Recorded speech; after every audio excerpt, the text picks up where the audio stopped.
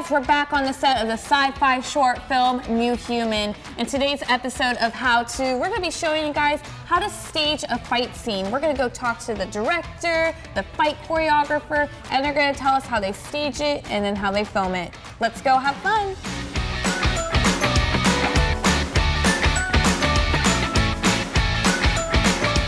Hey guys, I'm Fahad Vania. Thanks for joining us here in the edit suite while we're cutting Inhuman.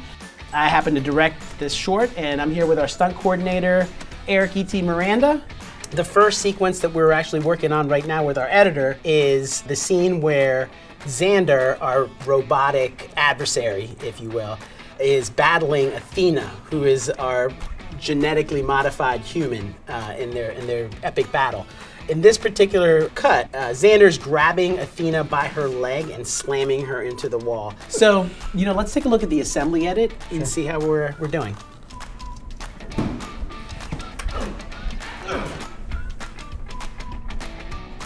I need your suggestions on what can make this better. A couple things. If you go back to the very beginning, where Xander starts to throw her, I think if we take out that pause, so he's there and then, right, and then see how this feels like it's a long wait. If we can jump forward a bunch of frames until where his shoulder right there starts moving and cut into it there and then take away that little bit of a pause. The kick comes in and right away he's getting her going into the wall, because if not, it's like, why didn't she punch him? Like, you ask all those other questions, Yeah, man, it looks, I get it going. 100% agree. Shaving that little fraction of footage makes a big difference. Yeah, it'll keep the momentum going. And then when we get to the next piece, so because of trying to generate the momentum, we don't want to see the slow move into the wall. We just want to feel her crushing into the wall, right, and just have her right there making impact. So we can cut right into hitting the wall and crushing right in. So it's just like snap, bang, and she's in the wall. And she's in the wall, yeah. What we're gonna do now is check out where we were when we first started and where we are now. Let's take a look.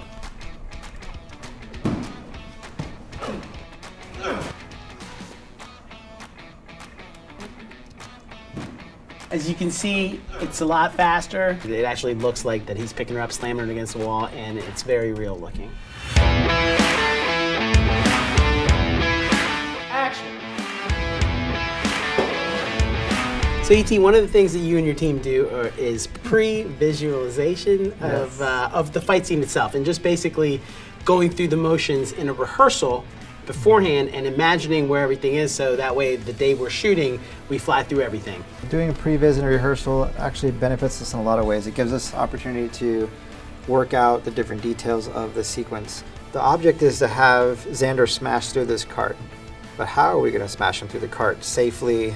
So we're taking this opportunity to kind of work out all the different ways to do it, and then once we figure out how we want him smashing through the cart, then we go and rewind from there to get into a position that now allows us to smash him through the cart that way. So we put some pads out. And the pad is in lieu of the cart.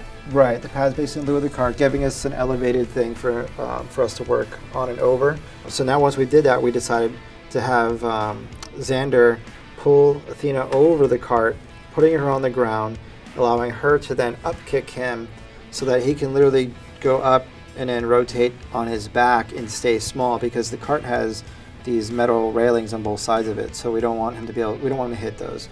So we need to keep him small, narrow, and linear to make sure that we can protect him and smash that cart. Whenever you're doing breakaway anything, a lot of times you only have a limited number of takes with that. So when we pre-visit and we do our rehearsals and all that stuff, we can really determine and be sure that this is exactly what we want.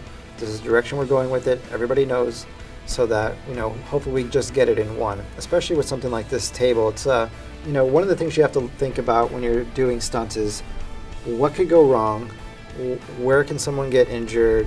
We ended up tagging some lines onto this cart so that when he smashes through it, we can make sure that those hard metal vertical poles open up away from him so they don't catch an elbow or some other body part that may come down on him and injure our performer. We wanted to make sure that cleared from there. The wood is breakable, the metal is not.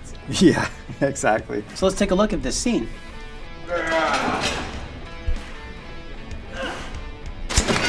So we have the up kick happening, and then we have Xander rotating onto the table. So basically what we did here is we shot this in a bunch of pieces. So this one piece is basically the upkick happening and Xander rotating himself to a pad that's there, no table or anything like that. And then we went and we hung some straps from the ceiling so that he can hold those straps and he can be directly over the table. We can make sure he's lined up. And as you can see from this footage, it's really narrow between those two pieces. He doesn't really have a lot of room to play there. And to speak to the edit portion of this sequence, it's basically exactly what you said. It's the up kick is just enough to show him, show her kicking up and out, and then we suspend reality and have him literally suspended from the ceiling and then drop him down. So in the edit, we cut from kick, him just flying up and then coming back down. There's the in-between is kind of taken out. We shot it with 3 cameras, but the way each camera is set up, it gives us that option to either crop a little bit or to cut between them. If they all saw the exact same pieces in play and we weren't able to crop, then we couldn't really cut between them without like looking like jump cuts almost in a sense. So this gives us the ability to actually speed up the sequence. Up next, we're going to take a look at our dead man pull. In this sequence, Xander kicks Athena, and we wanted it to feel really powerful. And then he basically kicks her right off of her feet, but not to where she's traveling backwards, where she's basically rotating around where that kick happened. That's how strong he kicks her. And what's going to get her to rotate is we end up putting a wire on her back, and she's going to run into his kick. And as she runs into it, when she runs to the end of her wire, it will automatically start to rotate her and give us that feeling of her just rotating in place.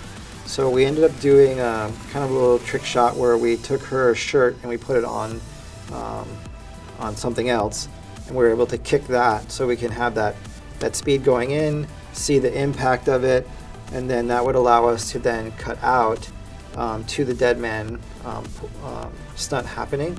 Another great example of how your edit really can affect the impact of the action. And so all those things, when we line them up in post and cut them in a sequence that is trimmed up to the right point where it just goes boom, boom, boom, and she flies back, it conveys to the viewer how powerful this guy is. Get him out of here! So a challenge here is there's 3 different cuts from that whole thing happening. He's kicking the pad, if you will. He's kicking her, the dead man, her on the ground, and then at the same time he's telling the story that he's mechanical, so he's not necessarily, moving nimble and fast. And for her, you see her when she's on the floor and gets up, you can see the pain, right? Yep. You can see she's hurt a little bit. Xander doesn't do any of that. Xander just pops right up really quick. Right. But then his leg, though, is the challenge because, with all these different shots, if it doesn't match, now what do we do in post-production to fix that? Right, with his leg sticking up the way it is. The last shot, it kind of works if we don't tell a different story, the first 2 cuts. If we could crop in a little bit on this particular angle that we're using for this piece and go up a little to where we get his thigh even. Can we go a little, kind of get rid of his leg a little more? So maybe we just get half his shoulder. Can we change the order? There you go.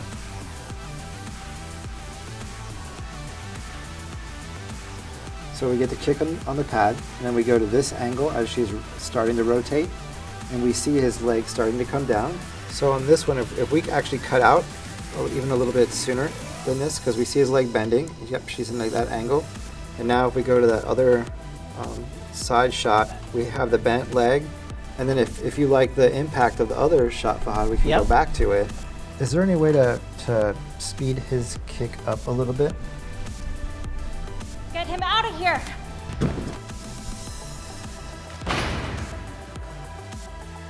Get him out of here! Feels like one big motion, and then we cut to 3 cuts, all in one shot. So, So ET, any further pro tips for us? So when you're looking at your edit of your action piece, first you have to look at it and know what the story is you're trying to tell with that edit, right? So just because you shot it with this sequence in mind, it doesn't mean you have to use all of that stuff. Keep what's really good and get rid of what's not.